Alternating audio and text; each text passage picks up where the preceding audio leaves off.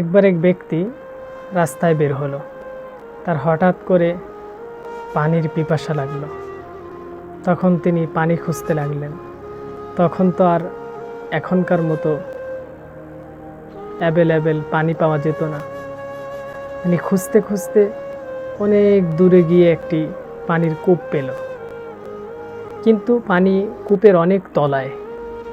তিনি মাথার পাগড়ি খুলে স্যান্ডেল দিয়ে পানি উঠানোর জন্য পাগড়ি ছেড়ে দিল, কিন্তু পানি পর্যন্ত তার পাগড়ি আর পৌঁছায়নি। তিনি হতাশ হয়ে দাঁড়িয়ে রইলেন। একটি হরিণ আসলো। হরিণটি দেখতেছে পানি অনেক নিচে, তিনি তো আর কূপের মধ্যে নামতে পারে না। বোবা প্রাণীটি আল্লাহর কাছে আর্তনাদ করতে লাগলো যে আজকে আমি একটি বোবা প্রাণী, আল্লাহ আজকে আমি পানি পান করতে পারবো না।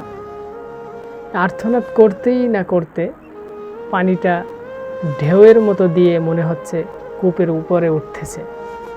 যে উপরে উঠে আসলো, হরিণটি পানি পান করে নিল, মানুষটি ওখান থেকে পানি পান করে নিল। কিন্তু মানুষটি চিন্তা করলো, আজকে একটি প্রাণী হয়ে তার জন্য পানি উপরে উঠে আসলো, আর আমি মানুষ হয়ে আমার জন্য পানি আসলো না উপরে। সঙ্গে সঙ্গে গায়েবে আওয়াজ আসলো যে তুমি তো তোমার মাথার পাগড়ির উপর ভরসা করেছিলে যে এটা যদি নিচ পর্যন্ত যায় তাহলে আমি পানি পান করতে পারবো, না হলে পারবো না।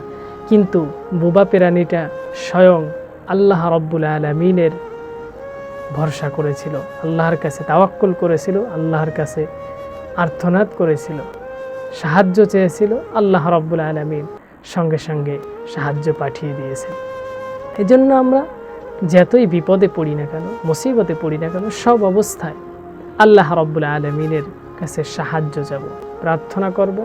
অবশ্যই আল্লাহ রব্বুল আলামিনকে আপনারা সর্ব অবস্থায় আপনার স্রষ্টাকে পাশে পাবেন।